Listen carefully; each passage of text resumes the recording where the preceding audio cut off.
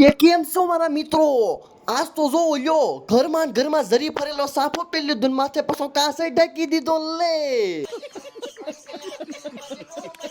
આજ તો ઓલી હવાર એક્ઝામ હતી મારા ભાઈબંધ વિચારે કે લખવું મને કઈ આવડતું જ નથી લે.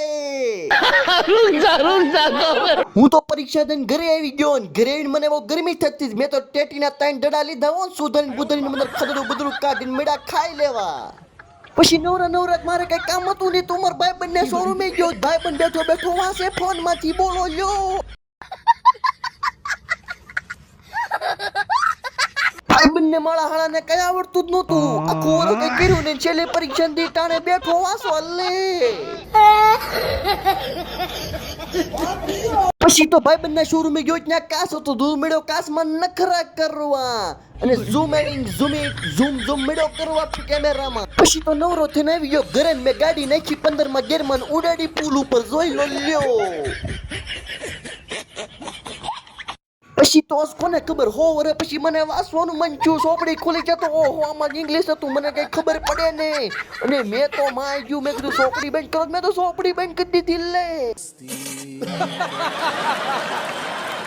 પછી તો હું મારું 1 કરોડના કિંમતનું પાકીટ મારે હંખોળવા હો ગોતવા મેડમ મેં તો કેટલાક નીકળે ઓહો 350 કરોડ રૂપિયા નીકળ્યા એમાંથી લે. પછી મારે કઈ કામ હતું ને તું ખાખા ખોલી કરવા મળ્યો ને પછી મને મળ્યો શેવડો તે પસા મણ શેવડો હું એકલો દાબી ગયો બોલો લ્યો. પછી તો કોકનું ખૂન કરવા જવાનું હતું મેં કાઢ્યું મારું કટર 500 કરોડનો કટર ને કાઢવાનો પ્રયત્ન કર્યો તેમાંથી મને એમ છું કટર છે તે તો દાંત ચો નીકળ્યો પોપટ થઈ ગયું લે.